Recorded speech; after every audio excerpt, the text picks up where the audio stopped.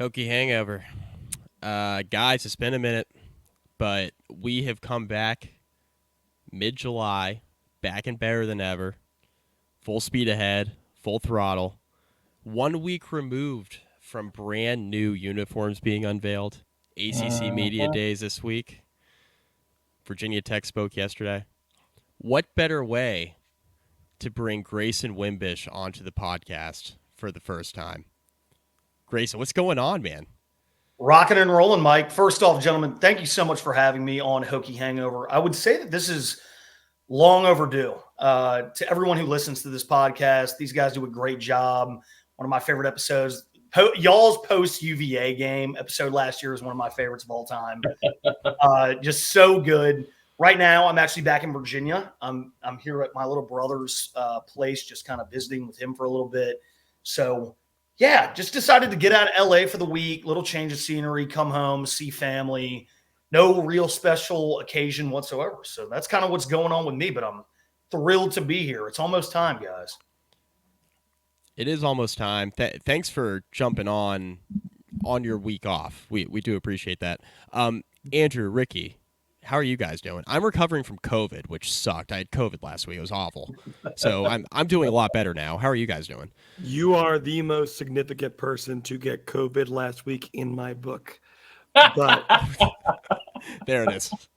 Oh, we love it. There it is. But there it Hokie is. Hangover summer vacation's over, I guess. Year 6. How about that, boys? It is pretty wild to believe that we're in year 6. I'm doing pretty good. Got to see some minor league baseball tonight. I have a sleeping dog on my lap that you guys can't see at the moment. But certainly glad to be back in the saddle. Like Andrew said, year 6 is. I never would have thought we would have made it this far, boys. But here we are. Yes. Here we are. We've made it. Big things ahead. Big things ahead for Virginia Tech's football program too. Let's just start with the most important thing right off the top. We have new uniforms, which have been. It's been a long time coming. Everybody's been complaining about the uniforms for years. Everybody's been talking about how the colors have been just a little bit off. We needed to get back to our roots, and we have. The uniforms are fantastic. There's literally just 2 of them. If people are complaining about alternate uniforms, we can have that discussion on this podcast, whether or not that's a valid thing to complain about at this point. I personally don't think it is. I think I'm happy with the 2 that have been unveiled. Simple and effective, and a reminder of the era, a grand era of Virginia Tech football. And this is an era that we're kicking off now. It feels like we're really just starting the upswing of, hopefully, right, with the Brent Pry era and all the expectations coming in his 3rd year at the helm. Feels like a great time to unveil these uniforms and kind of dip our toes into the past a little bit. So, I mean, Grayson, what do you think? What were your initial reactions to the uniforms themselves? How they were unveiled with the college football 25 video game spoiler a day before they were supposed to unveil them on the official social media account for Virginia Tech football. I mean, what was your reaction to just kind of how it all went down over the past week and a half or so? Well, I will say one thing first, and it's about damn time that we got the uniforms. We've kind of been waiting collectively as a fan base now for the last couple of years. We've kind of gone back and forth. People have said, oh, we're going to get new uniforms this year. No, we're not, this, that, and now they're finally here. And they are beautiful, to your point, Mike. So thrilled about that. But, I love the elements of the old school. There is a more modern element now with kind of the Hokie stone and the numbers pops a little bit more than it did in the what I would call I'll call them the Fuente era uniforms. Love the no shoulder stripes anymore. I think every Virginia Tech fan shares that notion. Done with the shoulder stripes. Rocked them for years and years and years. So collectively, I'm curious to hear y'all's thoughts on this. While we're happy that the uniforms are here, what do y'all think about the rollout? Do you chalk it up as a failure, kind of half a win, or was it, thumbs up? Because as we all know, they were leaked via the video game. it was kind of like pulling teeth to get these things out. I think we probably could have done a better job, but I'm curious to hear y'all's thoughts, and I'll defer to you guys. I think I actually would have loved for them to be kind of released coinciding with the game. I think that would have been awesome. I think that was kind of the direction they were going for. If I remember correctly, the original release date was, or the unveil date for the uniforms was something like 3 or 4 days before the pre-order started for EA Sports' College Football 25. If they had been able to drop the uniforms right as that was starting, I think that would have been a cool way to roll it out, since those uniforms are in the game. Clearly, there was an error on EA not telling the streamers to keep your Virginia Tech content off the grid. I mean, it's a failure in the sense that they didn't get to release it on its own. But in the end, it's really not a failure, because I think a streamer kind of leaking these uniforms in a way brought a little bit more attention to them than otherwise would have been brought to it. So all in all, it's great. If the uniforms were awful, it would have looked even worse that that their big reveal got busted by some streamer and then he dropped these awful, hideous uniforms. But these uniforms in particular apparently have been in the works for about a year, and it's nice that this was kind of done entirely by the Pry regime, and that there weren't any remnants of previous coaching staffs having an impact on these. I think it's important for the coach to set the brand. So I'm a huge fan. Obviously, you guys know I don't really like white helmets, so we can just put those on the shelf. As far as the alternates go, I actually would love if they would unveil that in the middle of the season, if they're going to have one. My understanding, I don't think there is an alternate right now, but that's fine. I'm not too stressed about it. All in all, though, super, super excited. Although I must say, I have one friend in particular who all of you know. I will not name him on this podcast to prevent him from being lambasted on X. He was unimpressed and didn't think that the change was necessary.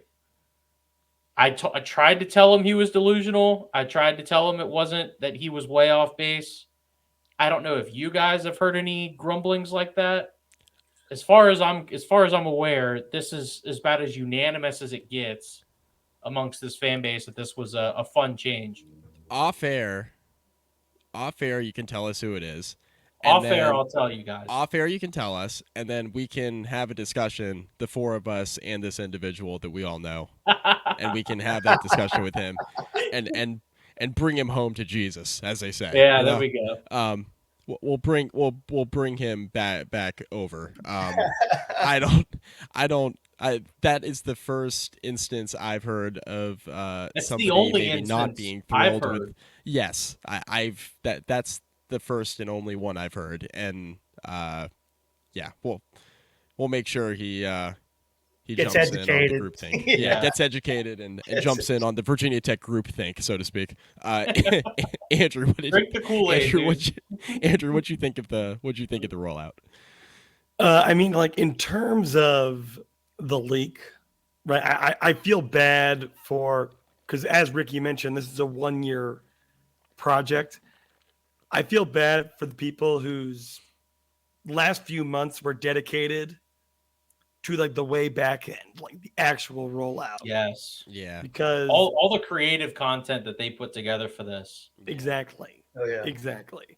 And to have that leaked, like, from a cynical perspective, like, that really was the one thing that could leak the uniform, other than like anticipating someone on the staff leaking it, which is not going to happen. So a bit of an oversight getting close there, but that'd be hard to anticipate. So I feel bad for the people in the office. In terms of the actual uniforms, like, yeah, they're cool. Pretty much in lockstep with everyone else in that. And it'll be cooler if we roll into these new uniforms and play some really good football. Yeah. Like, I won't like the uniforms anymore if we lose to Vanderbilt. I love the uniforms at the 2021 Pinstripe Bowl. But Oh man, good lord! Yeah. but yeah, Don't put that evil on us, Andrew. Yeah, right.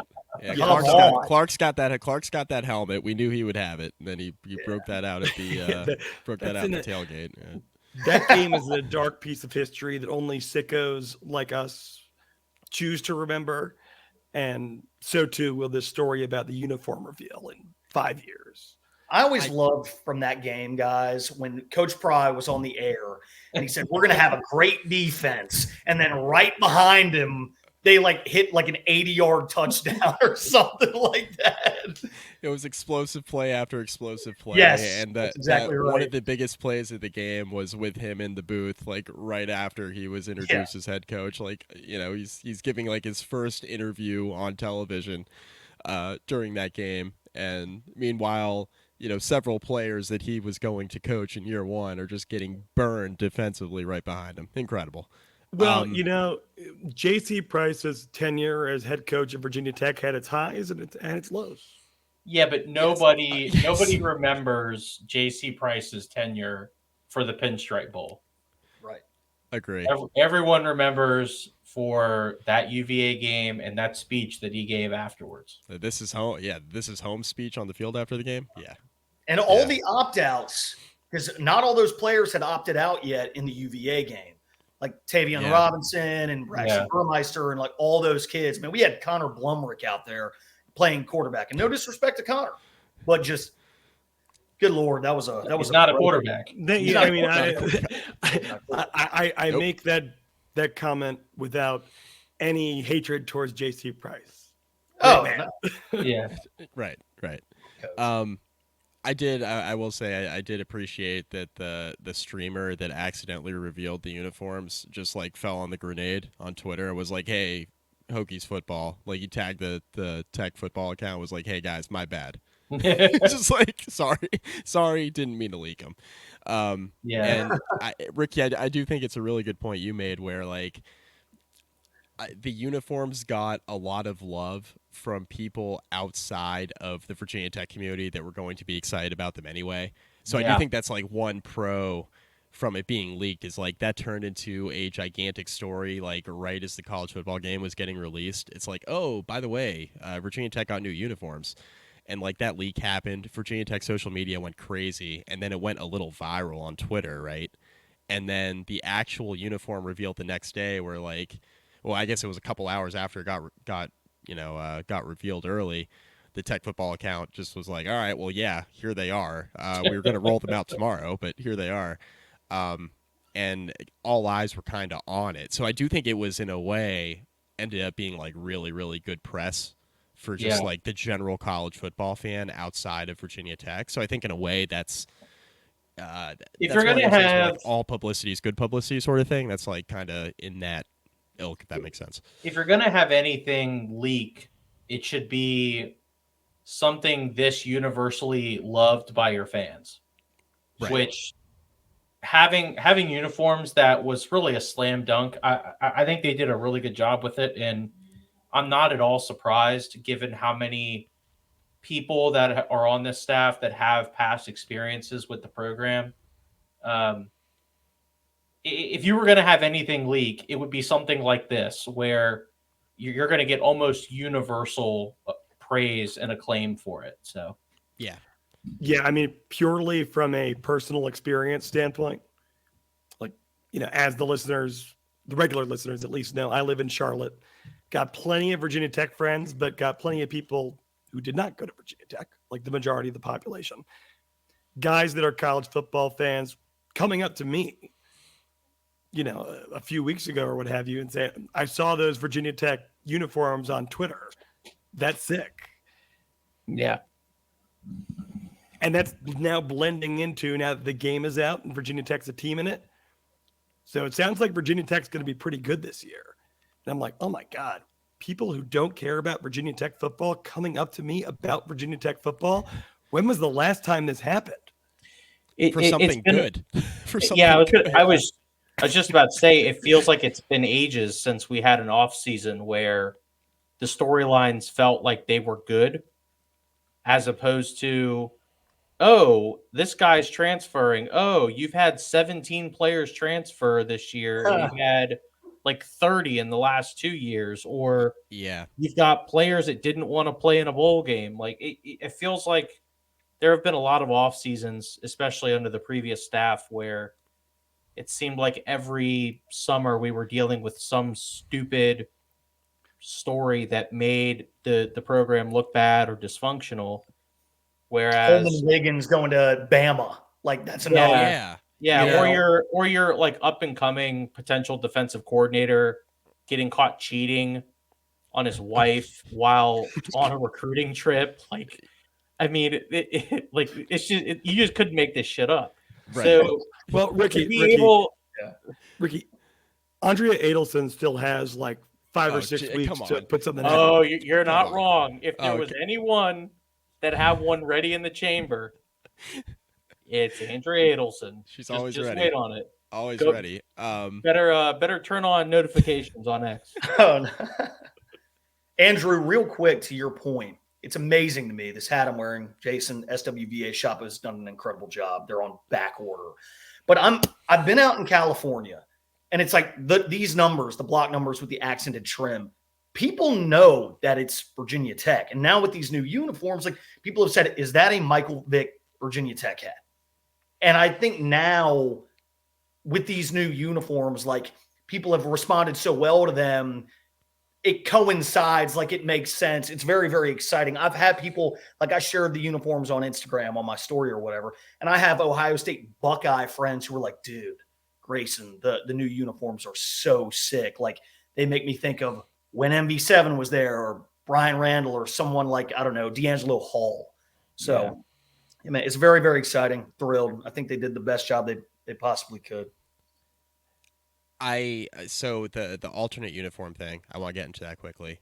Sure. Ricky, I like your thought about, maybe unveiling one, I don't know, for like a big game or something, middle of the year. Like that'd be pretty sick, right? Having, this uniform kind of be dropped. It sounds like they don't have one at the moment. If they were to get one, or like, something special for a big game, it would certainly be cool. On just the uniforms themselves, just like the maroon and the maroon home jerseys, the white, I'm cool if we roll out with just those. That would be fine with me. I think people and fans tend to get caught up in like, Oregon's got 1,000 jerseys. Why can't we have 1,000 jerseys thing?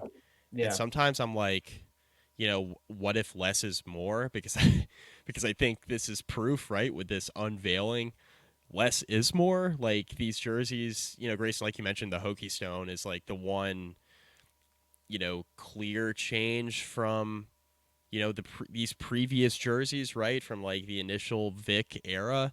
The big difference, I guess, with the modernization is the Hokie Stone, which I agree with you, was like definitely a nice touch. But it being just the basic maroon, the basic white jerseys, and them just kind of standing alone, I think is kind of what makes these so cool. So I like the idea of a potential alternate uniform, right? But I also am curious, like, where we would go with that. Would it just be like an orange jersey, right? And keep it kind of simple? Or would it be something different? Because we've seen a million different alternate alternate jerseys on their previous Nike collection.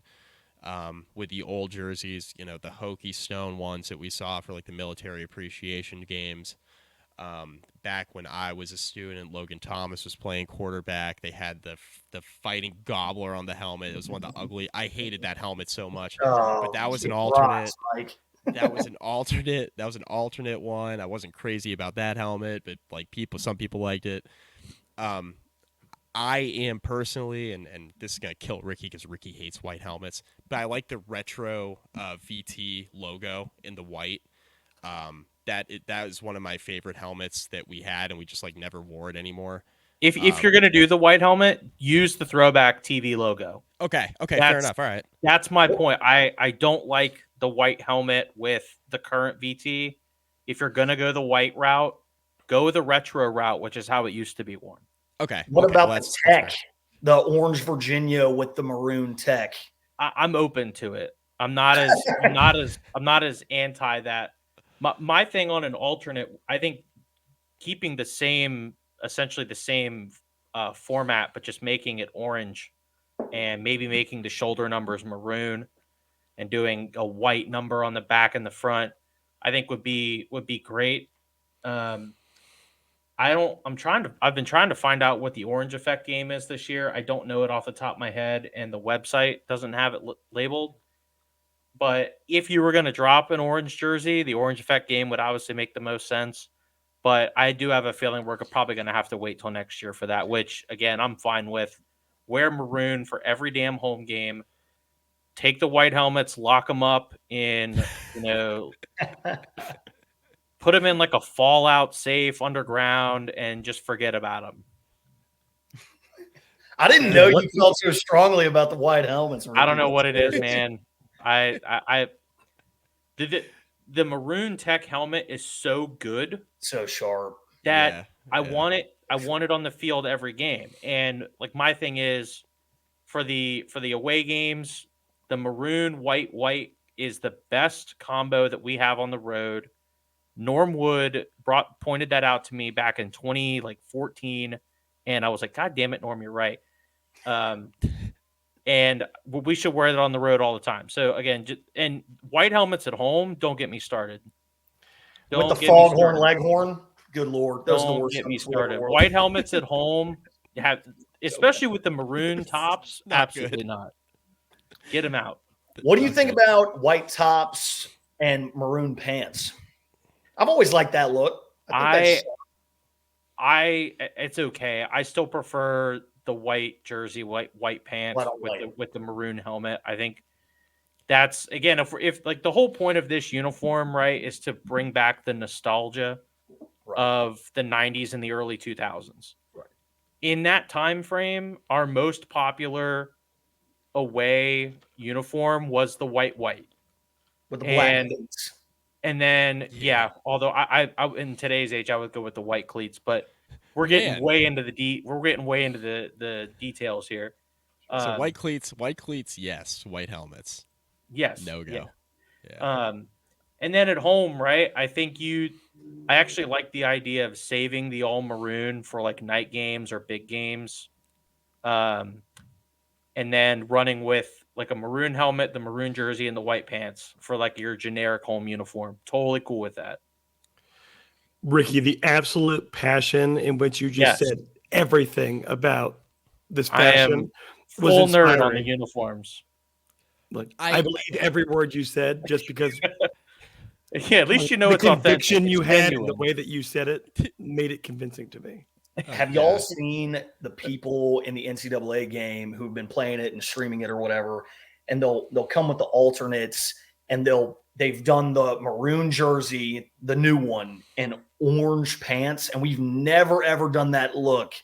Big thumbs down. Yeah, no. Hard pass. Yeah, I'm not in on that one, Chief. Yeah. Hard pass. Yeah. And then this will irritate Ricky even more. I mean, they've been doing the white helmets with that look too. It's too much. Doing too much. I didn't really like the look. I guess it would have been 2018 is when I think I first saw it. The maroon helmet with the white face mask, the white jersey, and the orange pants. We wore it on a road game against BC. Yes. And I don't remember if we won that game or not, but I hated that look when we had it. As far as I'm concerned, we can not use orange pants unless you're going to have an orange jersey. Right. And even then, I'm kind of iffy on it, but do the orange on orange with the retro VT white helmet. That's what you do. I'm not entirely opposed to it. That's what I think you do. I don't. We've done like the orange helmet with the maroon VT before. I will say I think the best orange helmet we ever had was the 2015 helmet against Ohio State. Not the Orange Bowl one? Were you a fan of that one in 2011, Tyrod Taylor's last game? No, because I didn't like the stripes on top. Fair. Not to mention the 15 Ohio State had the metal is it metal flake paint, where it was kind of shiny, and the logo was actually like clear, so the logo was orange on the orange helmet. I thought looked really sharp. That was the game. That was the game. What JC Coleman? He had his G Shock on his hood, the kind of accent. Yeah, Yes. that was a good look. I totally forgot about And that. then Brewer got hurt, and Yeah. that was all she wrote. Adolphus Washington. And he Braxton had the Miller put us temptation. on the spin cycle. He was like, "Oh, that's going to take a lot more than that to take me out." I was like, "Dude, you had to say it.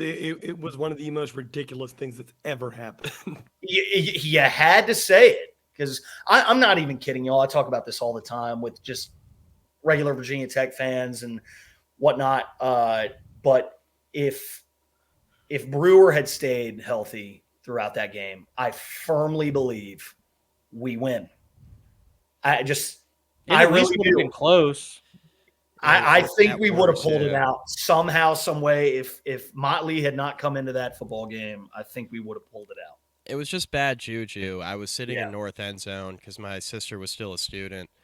I was sitting in north end zone, and so like the Brewer injury happened like right in front of me, basically, right when he breaks his collarbone, and it was at the very next possession that Braxton Miller had the spin move. cycle.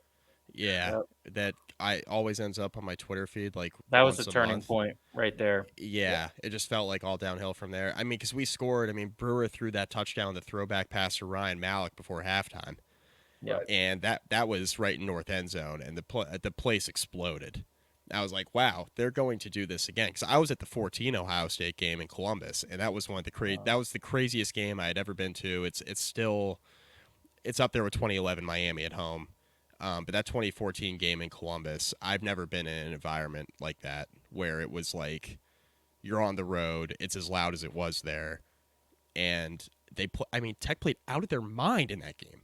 Yeah. Just out of their, Brewer out of comes in transfer, like first big start on the like because they played the week before against, I don't even remember who we played, William and Mary or somebody. We had a warm up game at home the week before. And to go into that environment and play like that, and I'm thinking, all right, well, this team's going to be good. And then we lost to East Carolina at home the next week in a nooner. But that I was at that one. Yep, let Shane Carden go crazy. There's a throwback. But yeah, I think just to harness it back on the uniform discussion, it felt like every uniform we wore back then was sick, and then we just went through this lull. And I think part of it too is like the Fuente era went so poorly that we just got pissed off about the uniforms too. It was like everything's bad. Everything's bad. The football product sucks. The recruiting sucks. Oh, and we hate our uniforms. Yeah. If we were winning, we'd be like, the uniforms could use an improvement. But hey, we're winning games. It's fine. So to Andrew's point that he made a few minutes ago, we love these uniforms, right? We love them. I think we'll continue to love them. But if we suck unexpectedly, I don't want to be the one to come back on this podcast and say, bring back the old terrible uniforms. Hell But no. if You will. If it happens, you will. But if somebody needs to fall on that grenade, guys, I'm 32. I've seen a lot. I'll do it. I'll do it for the Do it, families. Mike. Here, I'll do quick it. question for the panel Do it for everybody. as pertains to the 2014 Ohio State game. Has there been any moment in Virginia Tech football history since that matched that level of overall excitement? 2019, I would say 2019 UNC, the 6 overtime game. And after that, 2021 UNC. Like Lane was rocking for both of those. Yeah. And I would just say the level of chaos and maybe the stakes in the 2021 game, because UNC was a top 10 team. And OSU was at the time when we beat them in 2014. But ironically enough, both games against UNC, 2019 and 2021. Yeah, I think there is something to be said for the two games you just mentioned. Both of them were almost kind of a shot of adrenaline for a fan base that was really feeling down. And you could say the same thing about Ohio State because the previous 2 seasons had been a step down. But at that time, Virginia Tech's fan base was so used to being there or feeling like they at least should be there with the Ohio States of the world. But, we almost lost to Furman a few weeks before that 6 overtime Carolina game. Yep. Was it Furman or was it Wofford? I've never seen Tim I Thomas. think so it was the flabbergasted. Rhode Furman Island was in there game too. where we It was were. Trust Furman. that. It was I think Furman. we trailed at halftime against Furman, didn't we? We Or was it did. the first quarter. Yeah. That's right. I Yeah, forgot that- about that. Oh my Yeah. gosh. And then Tim 2021 coming Thomas's off of jaw was on the floor. Yeah. Sorry, continue. Yeah, I was just saying the 2021 Carolina game, like he had just mentioned, coming off of that horrible, was such a good roster season and COVID and the coaching staff being totally on the hot seat until they weren't. To come out and win that game against the, we'll put it in air quotes, number 10 team in the country, 10 or 11. Something Yeah. like Yeah. that. The Right. Messiah, Sam Howell. Yeah. And Sam Howell, who was supposedly the previous year's number 1 pick. I mean, it was a magical game. Didn't end the season that way, but no one had been to Lane Stadium, at least in mass, 2 years. So I remember it was awesome. thinking after that game, holy crap, this is the best pass rush I've seen at Virginia Tech in like a decade. And then Yeah. they proceeded to be pretty much awful the rest of the year when it came to rushing the quarterback. It actually, They you had thought it was 6 sacks in that game, and I'm like, God damn, we're back. Let's go. you thought it was the And- best pass rush you had ever seen, but in reality, it was just the worst North Carolina offensive Yeah, I mean, line you've ever Amari seen. Barno had 3 in that game, I think, and I'm like, holy crap, we've got a borderline elite rusher off the edge, and then I think he finished the year with like 6. Yeah, I'm like, well, never Kendricks mind. got him. I remember Mario Kendricks kind of ragdolled him on the one play. Sam Howell got out of the pocket and he yanked his jersey. yep. Yeah, we told a lot of lies after that game. I know We I did. did. We I did. told a lot of lies after that game, and I would like to apologize. Not just you guys, but to all of Hokie fans everywhere. Damn. We were bamboozled. We were led Yes. astray. I mean, it's not the first time that's happened after a big early season win. We were just talking Yeah, about it- 2014 Ohio State. And Yeah. Florida State 2018. You couldn't Florida State. tell Oh, me That man. is another anything after that environment. game. That's Yeah. another environment I was in. Damn, I forget about that game a lot.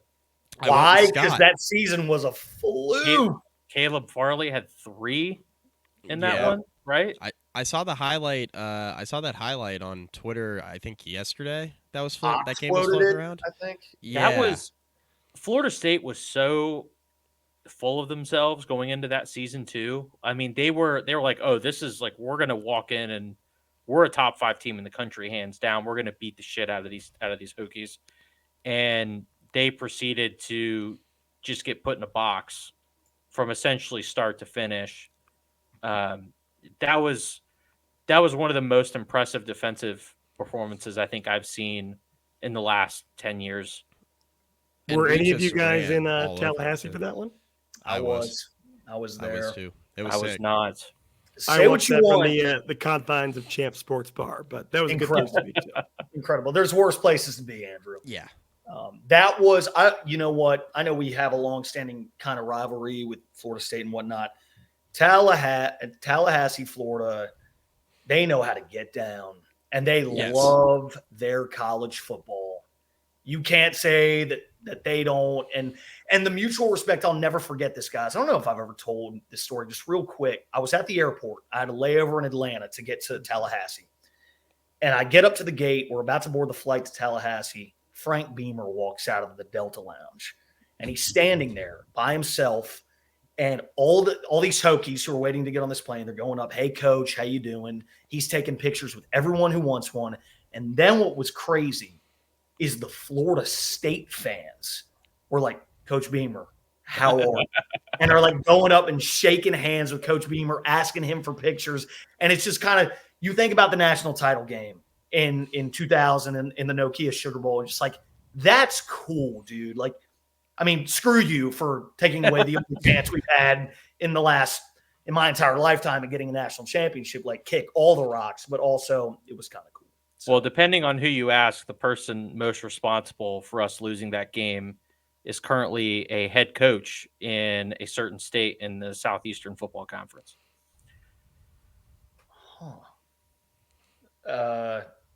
wait, for the national championship game?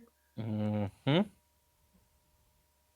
We'll chat about that. certain somebody couldn't cover. I think it was a kick return, or it might have been a punt return. And if you ask a certain coach who was on that Virginia Tech staff, he'll tell you that was the turning point. Coach Beamer did say for Ricky, I think you had graduated at this point, but Bill Roth had him come to do a Q&A with some of the multimedia journalism students at Champs, or excuse me, at PKs. And one of the questions that Coach Beamer was asked was, what went wrong essentially in the national championship in your eyes? Like, what would you have done differently? And he said, I tried to do too much. Like, I got cute. I was nervous, and like the whole 2-point conversion and all that stuff. And he said, we just didn't really go out there and play our game. And hindsight being 2020, had we done that and chilled out and relaxed, the result might have been different. But I think just what he meant by that is probably the lights were a little bright. And so, but he took total responsibility for it. He was like, I was the head coach of that team. And that's the reason we lost. It was on me. So, what a guy. God love Coach Beamer. So he's got to be one of the most universally, not just respected, but adored figures in all of college football. I mean, Right. There's a lot of elite coaches that people really can't stand. I mean, the first one that comes to mind is Urban Meyer.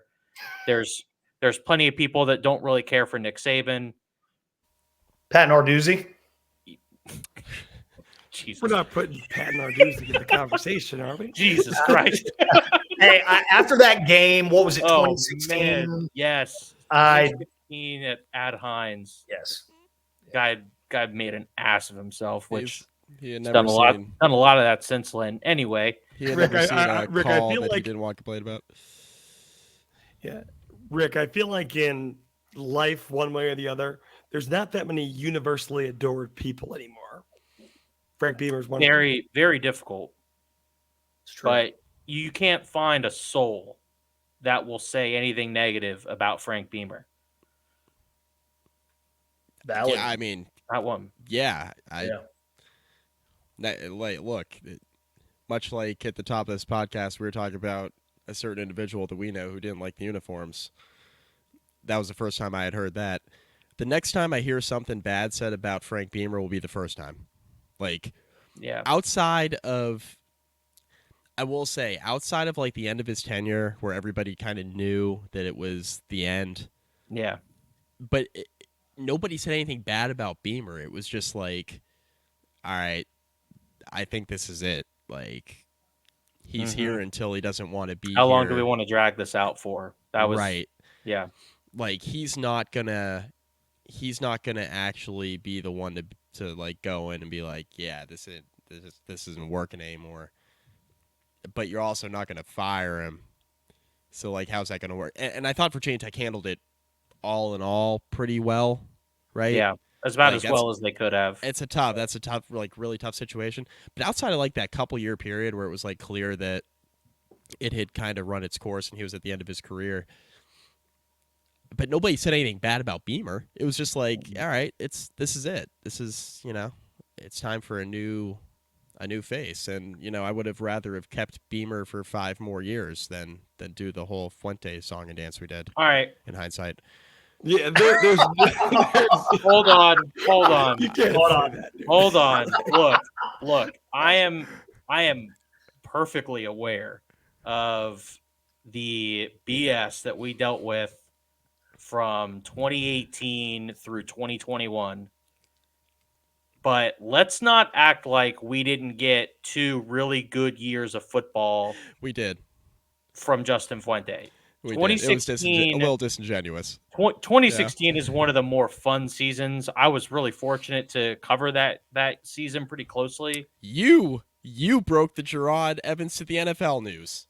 And Yes. I will never let you forget that or anybody else forget that. You broke that news, Ricky. I So wear that as took a badge of honor. You broke that. That's the only real news I broke in I my remember 2 years of covering as a pro. But That I took tweet a lot of shit exploded. for Dude, that one. the thing is, though, the Gerard Evans, the NFL news is, as a You're right, Virginia though. Tech fan, where were you when?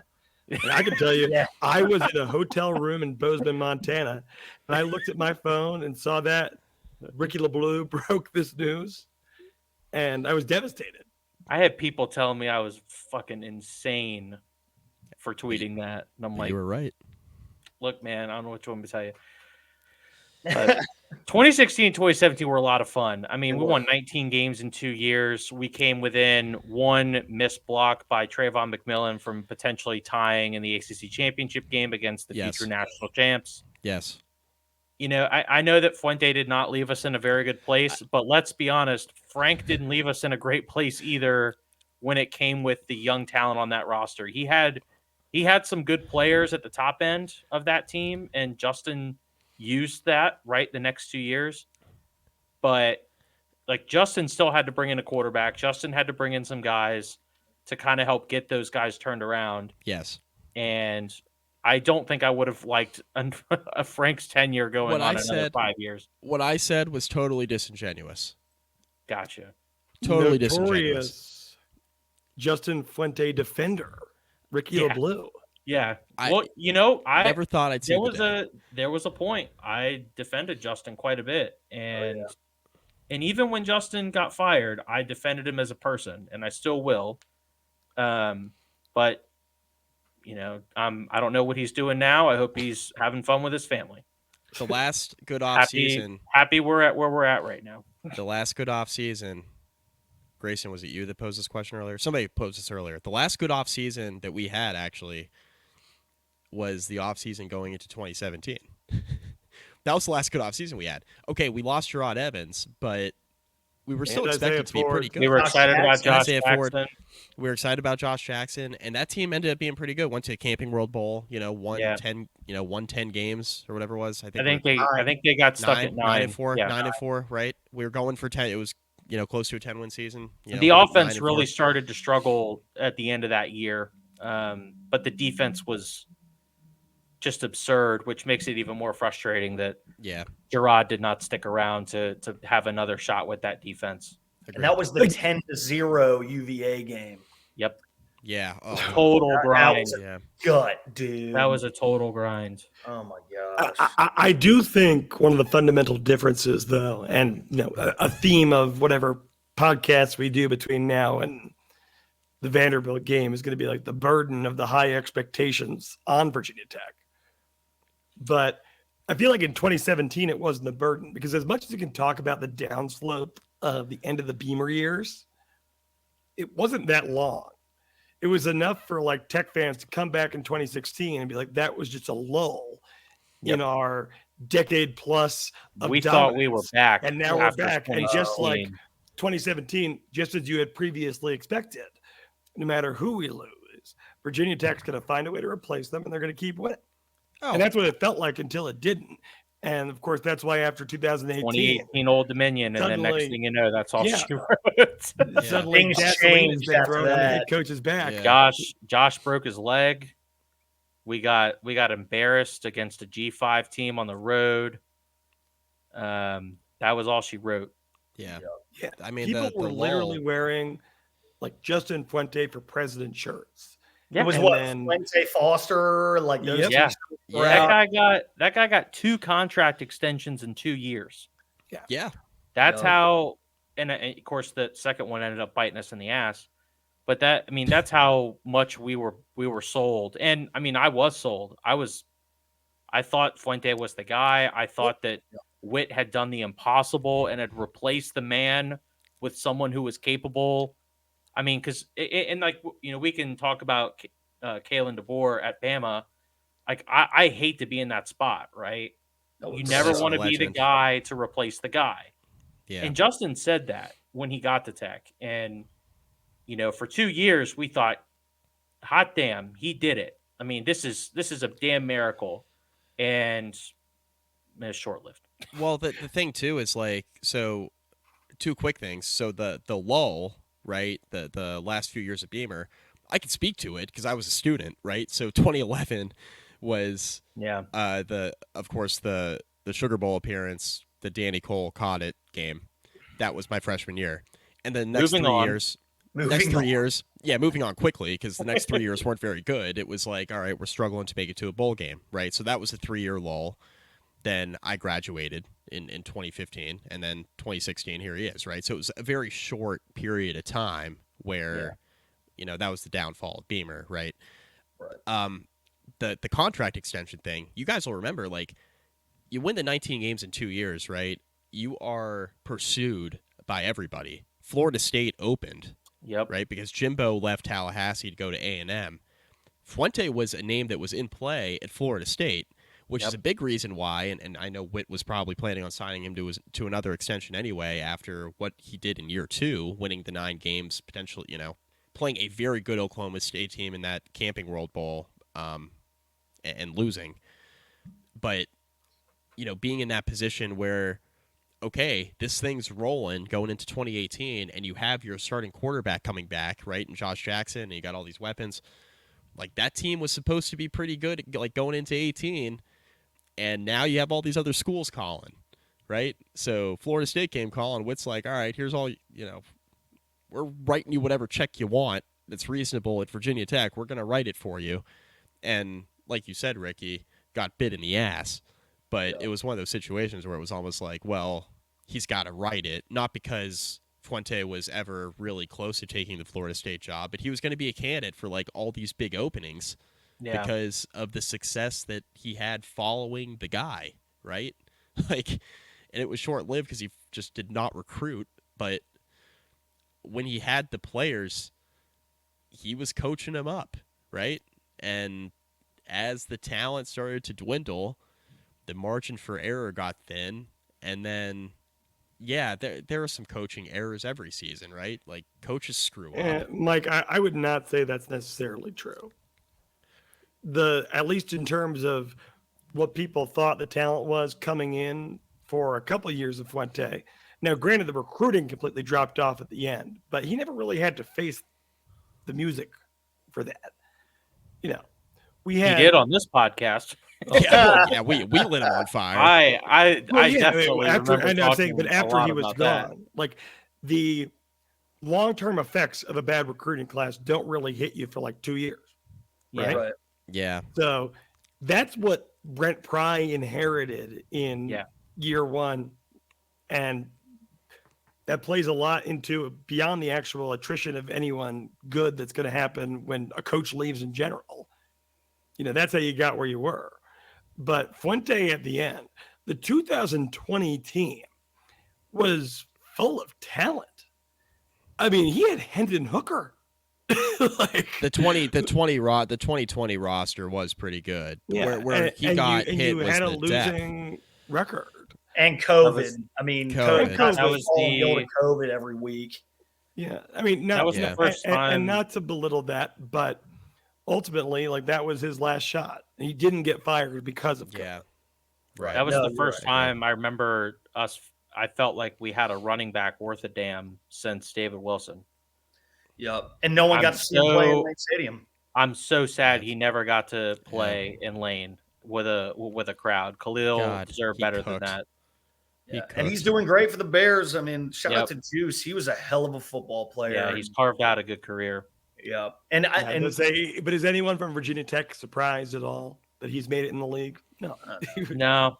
Christian Darrisaw, he's getting paid too. He's another Fuente guy. He got a fat contract. Yeah, $77 million worth of new money. Yeah, he got paid. And Ricky, you mentioned this on Twitter yesterday or this morning, whenever I read it. I don't know when I read it. Yeah. But you brought up a good point. I mean, he went to Fork Union, right? So he did a post-grad year at Fork Union. And before that, he was a 2-star prospect. 2-star prospect. Before he went to Fork Union. Fork Union, comes to Virginia Tech, and I think he is Fuente's best developmental story. Like, I think he's it. There's some other guys there's some other guys who've made it to the league and stuff like that, but I think he's the guy. Yeah, right? they He's the found developmental him. guy. They found him. That is your like quintessential diamond in the rough type deal where they found a guy and were able to turn him into pretty quickly. He was a good left tackle. I mean, almost right away, you felt like he was pretty competent and quickly became elite. Yeah, Sure. freshman All-American, I believe. Yeah. And, Yeah, he had a great first season. Yeah, Yeah. it was really good. But I mean, yeah, that's certainly the greatest pro accomplishment he can point to. And like you said, Ricky, developmental story. Quickly though, because we're running sort of long here. Yeah, we I did do kind of wanna go ask- on a tangent. Because don't worry about it. Because Grayson tweeted Don't this. worry about tangents. The ESPN analytics giving Virginia Tech like a less than Cal chance to win the ACC. Yes, I was What? at dinner tonight, guys, and they had the I'm looking at ACC this. media on the TV, and they tweeted a graphic with all of the chances to win the ACC, and ahead of us, best chance to win an ACC championship: Florida State, 26%; Clemson, Louisville, Miami, SMU, NC State, North Carolina, California. All of those teams statistically, allegedly, have a better chance at winning the ACC championship. Now, on the converse side of this, I see that 44% of the money being bet on one of the major books, I believe it's FanDuel, on ACC championship futures is going on Virginia Tech. Like, come on, put some respect. I mean, this is the offseason, gentlemen. I'm drinking all the rat poison. I don't give a crap. I don't give a shit. I'm sorry for cussing on this podcast. I don't know. You know, Oh, I we think can do I've that. cursed like 6 times. Not I an usually issue. don't. all Not good. an And, you know, issue. I Not a know problem. that this is also a family Dave's show. gonna listen to this and send me a text. He's gonna be very mad at me. Yeah, But, Dave will be the only one angry about it, I think. That's crazy. We'll have to do a straw poll. Yeah. So Shout out Dave. I don't Shout out know. Dave. Yeah, shout out to Dave. I don't know what analytics this is. I don't know how you can come up with some formula that says Virginia Tech has the Seventh. 9th best odds to win the 7th, 8th, conference. Yeah, I'm not sure how you're getting to that number. right. I mean, I they mean, always use in those graphics like the ESPN FPI. Analytics. Like, Yeah. I know a lot of people are high on SMU this year, so I'm willing to cede that fact. Miami's always going to be like a top 4 favorite for some stupid ass reason. But Cal? NC State, fine. I'll Yeah, give I mean, you Cal's gonna NC be State. bad. They're good almost every year. Cal might not make a bowl game. Yeah, I'm not buying this one. Sorry. And also, count me in on the crew. And famous last words. I am selling on Louisville. Oh, yes. Absolutely Oh, selling on Their Louisville. one quarterback. You know what? They have a nice team coming back. They are their new quarterback. Tyler Shuck. Show. How's that how you pronounce it? Shuck is how you pronounce it. Apparently, he has not been healthy his entire career. He's gonna shuck. That's my point. He's gonna shuck. He's gonna shuck. I'm gonna have to steal that one. That is so good. That one took me a Rick. second. I was like oysters or but He's gonna wait, shuck. what? He's gonna go pro in something other than sports. I swear, What he's if this gonna guy throws like 35 TDs this year, I'm never gonna live it down. do. It's yeah. He doesn't you have much of a definitely track aren't. record. I don't know why they brought him in and thought he is like a starter caliber He's guy. never healthy. But we'll see. And I think this is so just high level. The analytics part of it is dumb. Like whether you think Virginia Tech will actually like make a run at an ACC title game or not, it's dumb just on the surface, especially within like a divisionless conference. Just looking at Virginia Tech, knowing what they return, knowing that they're going to be pretty good, and then looking at who they play on the schedule. It's a very manageable schedule. It's a very manageable schedule. I mean, your toughest game is Clemson. You get them at home. you go to Miami on a Friday, which if you're going to play Miami, that's as forgiving as it possibly can be. Going there on a Friday night, there's going to be 15 people there. Nobody's going to that game on a Friday. Yeah, Like, and they're all going to end up fighting each other.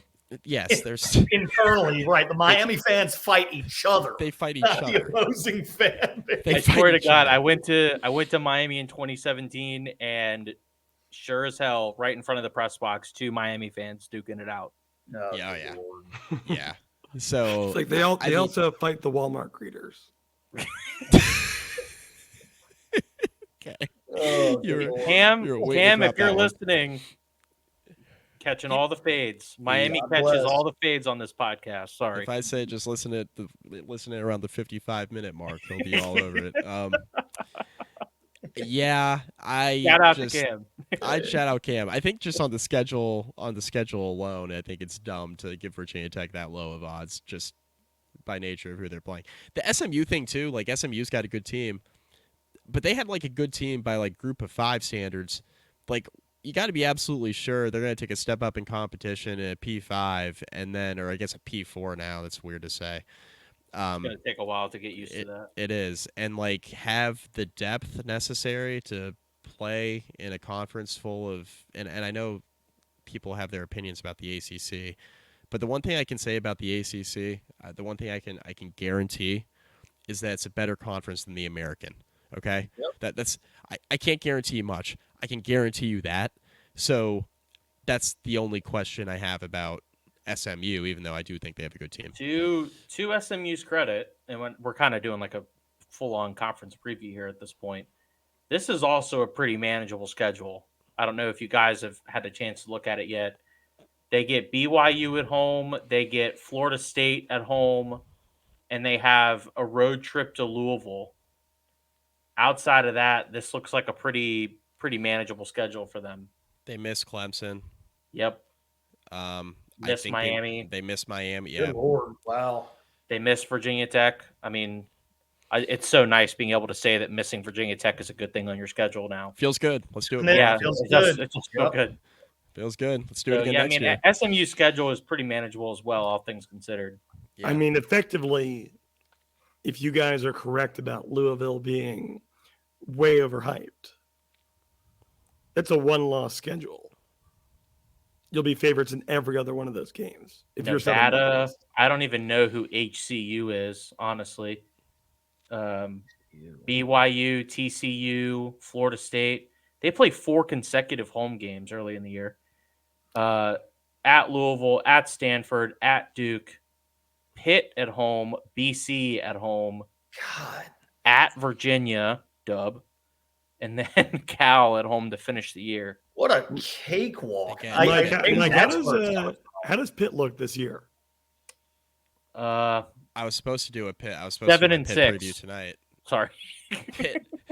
I think they'll be slightly better than They were 3-9 last year. I think they'll be better than last year. Probably around 6 wins. Yeah. 7 and 6. They'll win their bowl game. They're replacing, so their offense should be watchable, which is more than you can say about the Frank Signetti Jr. era. What a hell of an adjective.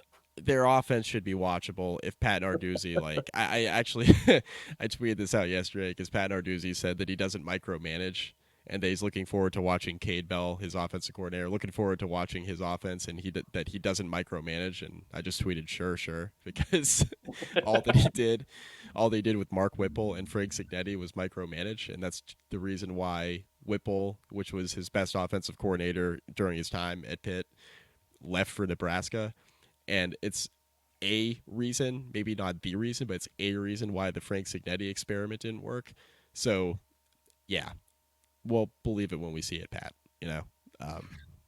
They should be a little bit better, though. Like, their offense is not going to be run like it's 1876, okay? It should be a little bit better.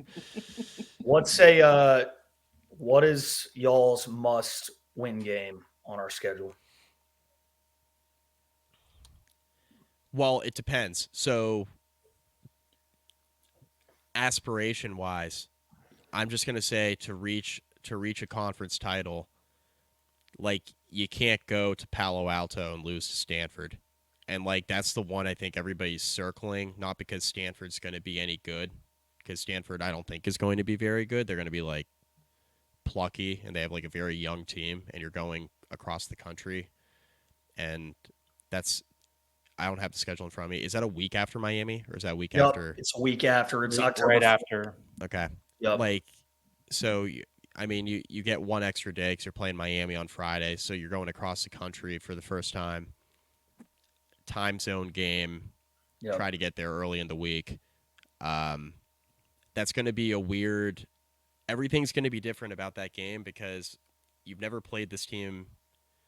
You've never played this team before in a conference game, right? We know Virginia Tech's history with Stanford. I don't want to rehash that. You've never played this team in a conference game. You're coming off a Friday night game, which is weird in and of itself. You have the On the time zone road. thing, time zone thing going on the road to Miami, then on the road to Stanford. Stanford's you can't lose it because I think that's one of the more losable games on the schedule, and you're going to be favored in that game if Virginia Tech's beginning part of the season goes how we expect it to. You're going to be favored in that game, and that's one I don't think you can drop if you're trying to chase Florida State, Clemson, depending on what you think, Louisville, SMU with their schedule. Like, win percentage is what gets you into the conference title game. You know, we're not in divisions anymore. You cannot lose that game. That's mine, is the Stanford game. Mike, I would definitely agree with you. I'll take it a step further. My must win right now is Vanderbilt. The entire thing is ruined. You can't go into Rutgers anything other than 2-0. The entire hype of the season is predicated on that. Yeah. That's also true. Awful. That's Vandy's also gonna be true. Awful. Just They're gonna be to- so bad. I'm going to go a little later in the year, but I think both Mike and Andrew raised good points. At Syracuse, Yup. Yes. um, That's the one. That's a good one. the pundits are starting to buy the Syracuse tickets. They're buying into Syracuse being a pretty competitive team. Anything in the dome sucks right off the bat. Sorry, it shucks. Shucks. That's an awful place to play. It's a weird atmosphere. It's a weird atmosphere. They should be better than they were. Not really sure what McCord's going to give them at quarterback, but that's a game I think you can't lose, especially going with Clemson right after that. Yep. So I'll take the Syracuse game as a That's a good must one. win. I'm also taking Syracuse, but in an effort, I'll say this. Y'all know what the last time we won in the Carrier Dome or whatever the hell they're calling it these days is? Michael Vick was our quarterback. It was 1999. That's the last- disgusting.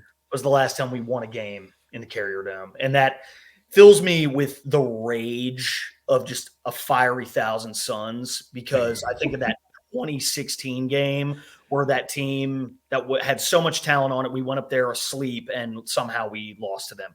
You have to beat Syracuse at Syracuse. Before that, earlier in the season, Andrew, you referenced this earlier, you got to beat Rutgers at home. They beat us. They got us last year. I know Kyron Drones, that was kind of part of his coming out party. If I'm not mistaken, right? He played in that game. That was his first game. He had gotten hurt, or he had come in because of the injury to Wells got in the hurt. previous Yes. game. It was his first game as the starter. You have to. It's Syracuse and Rutgers. Miami's going to give us hell. Clemson's going to give us hell. I hope we beat their ass. But like those smaller games that are still kind of have to take them seriously. It's Syracuse, Stanford. You guys want to really get nervous? Yikes! Old Dominion. Don't do this. Don't do Don't this. do Don't this. do No, that. we did play this game. Like don't be. Stadium. I understand. There's I something understand. about Norfolk. I I understand. I'm hoping to be in the stands for this. Anything. I understand. I was know not the in the history. stands in 2018 and we lost. Know the history. I was in the stands in 2022 and we lost. I know the history. So- Listen. I love Brent Pry. I'm a Brent Pry guy. We had him on this podcast. He was fantastic with us. Big Brent Pry guy. If he loses to ODU on the road for the second time, buddy, it's going to get scary. Yeah, it is. It's going to dude. get scary. That's what I said. You guys want to get saddled for a second? Yeah, It's let's good. talk about the ODU game. Ask the I know. last guy. It got real scary for him. That's the last guy. Yeah. Ask the last guy. Yeah, Brett, you get go. one. You got your one. You lost it in year one. Okay, you don't get another one. Well, You can't. the other guy got another one. Liberty. Cough, Oh, cough. God. Yeah. You can't talk about recruiting your footprint and go into the 757 and recruit seriously if you lose to ODU twice in your first 3 years. Can't do it. Sorry. Nope. You can't do it. You can't do I it. don't, They I won't- don't they care won't- if you're buddies with their head coach or not. Can't do They it. stop taking you seriously if you lose to ODU twice in 3 years. They're like, look, this is like, UVA is not the Mickey Mouse program. You guys are. If you lose to ODU twice, can't do it. I'm sorry. So yes, I- scary. I Flagship don't want to do it. program. Got to win. I wanna do do it. find it funny though, because over the course of the last few years, especially like last year and certainly the previous season, anytime Virginia Tech faces anyone good, at least the way that we talked about it on this podcast, it was kind of like, and here we go again. And then against like Boston College, and Boston College was the best example last year, but ODU would be another example. We go into those games like overanalyzing it. How could we possibly drop this one? I if anything comes of this season, it has to be the feeling of assurance in games where Virginia Tech should be the better team, Yes. right? Yeah. Like yeah. I want to only really be worried about the toss-up games and the games which of this season going into the year, there are not too many where we are definitively serious underdogs. Yeah. That is a great point, Andrew. Because, dude, y'all remember this. I know you do. Where we could be playing Shippensburg State and we'd be like, hell, they might rack 30 on us. Shit. Yeah. Yeah. Yeah. I mean, we Yeah. mentioned it earlier in this podcast. In a season where Virginia Tech was a couple plays away, realistically, from an ACC championship game, Bryce Perkins outplayed him that day in 2019.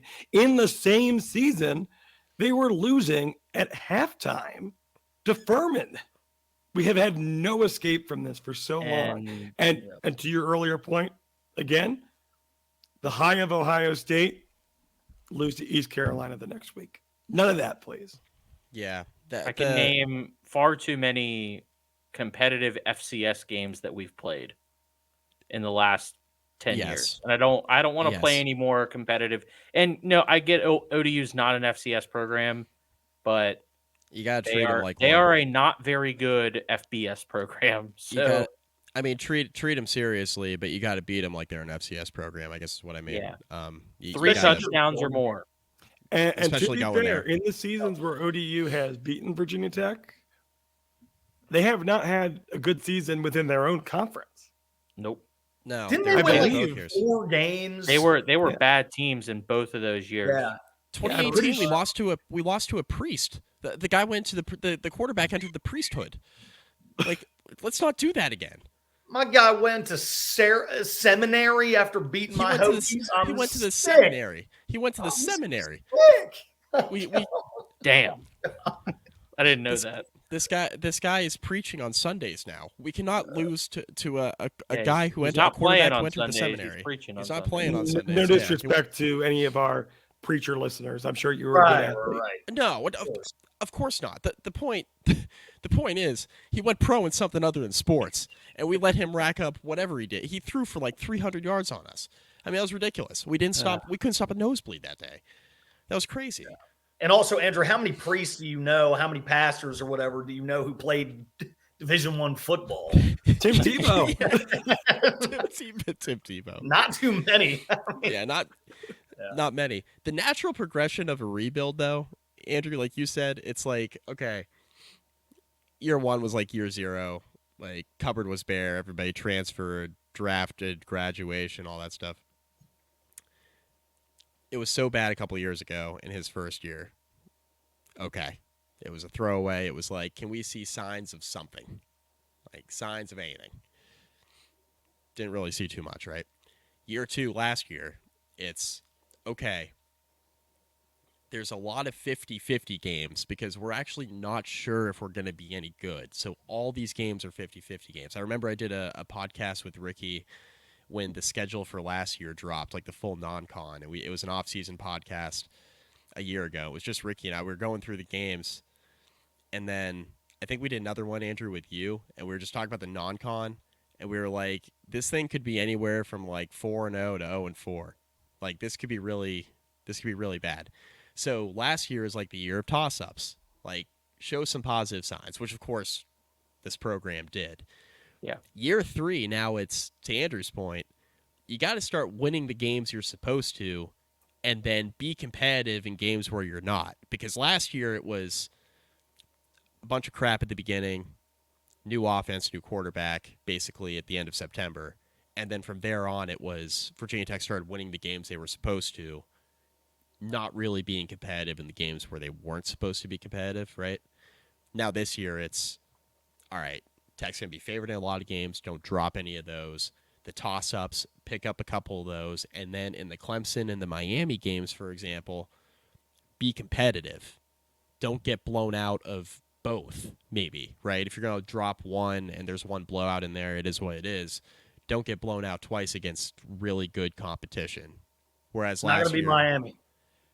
Last year, it was every time we played good competition, it was like, all right, writing's on the... Tech was actually pretty competitive against Florida State there for a bit, but it was like, we knew what was coming. I mean, like, not really, though. What I'll say is, for at least, and we talk about, 6 years for this podcast, I would bet you that almost every year that we've done our preseason predictions or what have you, I've picked us to go roughly 6-6.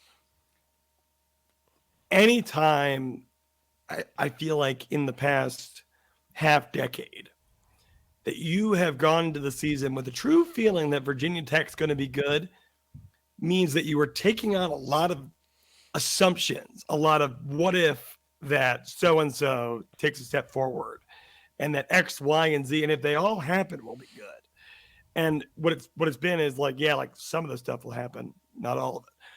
This year, it's if all these proven commodities continue to do what they've done in the past, there's no reason we shouldn't have an extremely competitive team, outside of crazy things that can happen.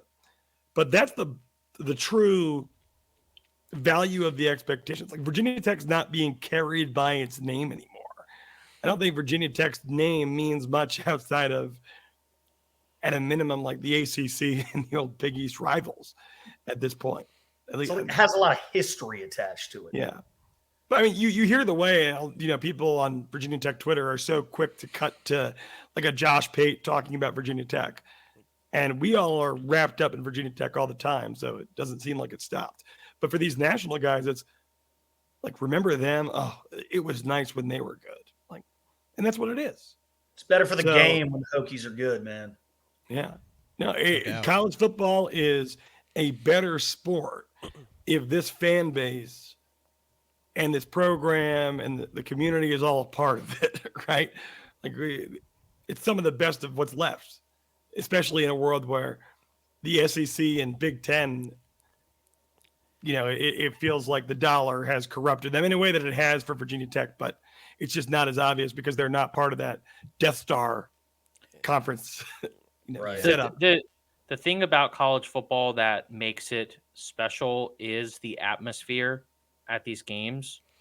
You don't get this atmosphere very often on Sundays.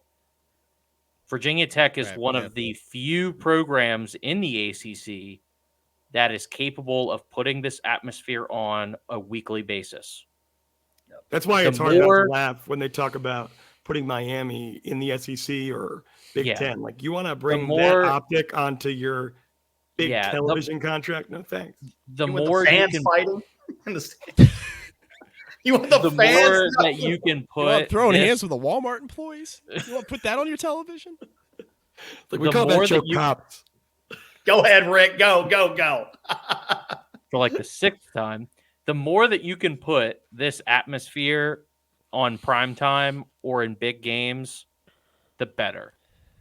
The same can be said for Clemson or Florida State, right? It's better for the game if Florida State's good. It's better for the game that Clemson is good. It's better for the game if the 66,000 people at Lane Stadium are not watching a 4-4 football team. It's better if they're watching a 6-1 football team or a 7-0 football team, because those games are going to be on the 3:30 window. They're going to be on the 7 o'clock window, the 8 o'clock window, when you've got, 15, 20 million people watching. You want to be able to showcase this atmosphere. You don't want to have to showcase Duke's atmosphere that's got 30,000 people and there's a ton of empty seats and it's not very loud, right? Virginia Tech is one of those properties that has the chance to be an elite level atmosphere that helps contribute to the overall product for the people that are watching. So we've got the SEC, we've got the SEC fan base. Like, yeah. I mean, it's a shame that the ACC is full of programs that just can't do that. Right. Well, I'll tell you what, Jim Phillips is rooting hard for this brand to come back to relevance for the sake he needs it. His entity. And quite frankly, our friend Whit Babcock's legacy depends on this brand coming back to national prominence. You can't hire a football coach. That. You can't hire a football coach 3 times as an athletic director. Just not at a place where football matters. Not where there are standards. Yeah. And most don't get exactly 2, right. And that speaks to his record of accomplishment elsewhere. Right. The fact that he's still here. That's it. Yeah, the fact that he was allowed to hire a second football coach is because he's been so good everywhere else across the athletic department. I'm good. Do you guys have anything else? We weren't sure where this was going to go tonight. We planned to talk about the uniforms, and then I mean, there's really not much to get out of ACC Kickoff, honestly. Jim Phillips was a bit more combative than normal, which about damn time. But no, honestly, I think we just about covered it. Really excited for the year, and Grayson, again, thanks for coming on. Very, very appreciative. Would have loved to have been the first podcast you were on to talk about all this stuff, but hopefully this is not your last appearance. Absolutely not, gentlemen. And as we enter the season, I'll kind of just be bopping around in free agency, I suppose, just going on any Virginia Tech podcast that'll have me. You guys know I love this, and a huge thank you to you guys again. Long overdue, and I'm thrilled to come on here, and I'm very, very appreciative. But a lot to look forward to, fellas. Is everyone here going to Nashville, or what's up? I won't. I'm not there. Okay. I had a Virginia Tech couple plan their wedding in Blacksburg. Are they a Virginia Tech couple, though, if they did that? I heard the rumors. They were just rumors back in November at his engagement party, which happened to fall on the same day as the UVA game. And I said to both of them, I said, don't do it. But apparently my word doesn't. They did it. I hear you. Go Hokies, though. I will, due to work obligations with SI, I will not be in attendance in Nashville, unfortunately. Well, I will cheer extra loud and drink a beer on all 3 of y'all's behalf. Please. Yeah. You have to drink 4, 1 for each of us. That's the rule. And I don't think, and Grayson, we've been around each other enough. I don't think that will be an issue. I think you'll be able to handle that assignment well. I love the backhand compliment. Well, if he's making up for our absences. Yeah, I'm doing 3 beers on our behalf is not nearly enough. Yeah, I was going to say, based on our military bowl experience, I'm taking one for the Hokie Hangover team. This is a collaborative effort. Yeah, for sure. Yeah, that's a fact. Yeah, I'm not sure there's enough beer in Nashville to account for Mike, Andrew, and if we're going to include Scott in the broader family. I was going to say Nashville does not have enough beer in stock to account for the 3 of those. Yeah, pretty sure Them Scott's still looking. Oh well, I think Scott drink it dry, boys. Scott's still on the concourse looking for that beer at the military zone. He's still wandering around. Still wandering around looking for that beer. Well, what I will say on this, the first podcast that. back from summer vacation, is I don't think we need to wait till the bowl game to do that again. No, Yeah. no. So I'm in let's figure agreement. that out. Yeah, no, I'll figure that out. We'll have our tailgate in Blacksburg this fall. There's no doubt about it. Correct. We'll see you there, Grayson. You know, Yes, so sir. fly across- I'll be around for Thursday night game. So if y'all are there. Beautiful. Maybe S1 will too. All right, let's look at that. We'll look at that together. Good. All right, Copy that. beautiful. Grayson, appreciate it. Andrew, Rick, we'll do this again soon. We'll do this again really soon, actually, because it's Summer about camp's time. right around the corner. It's about time to start getting this thing rolling. So we'll be back very soon. Follow us on our YouTube channel. We started bumping that, of course, when we did the Brent Pry interview back in the spring, and then of course summer happened and we went on a little hiatus like we do. But we're back. We're firing the YouTube channel up. YouTube.com/@Hokie-Hangover-Podcast. Check that out. Bump us on social media at Hokie Hangover, of course. On Twitter. Guys, you got anything? Ricky, Andrew? The Mets Out. swept, the Mets swept the Yankees for the season. Just gotta throw that out. Love it. Good. Feels good. Sensational. Go Hokies. Go Hokies. We'll end there.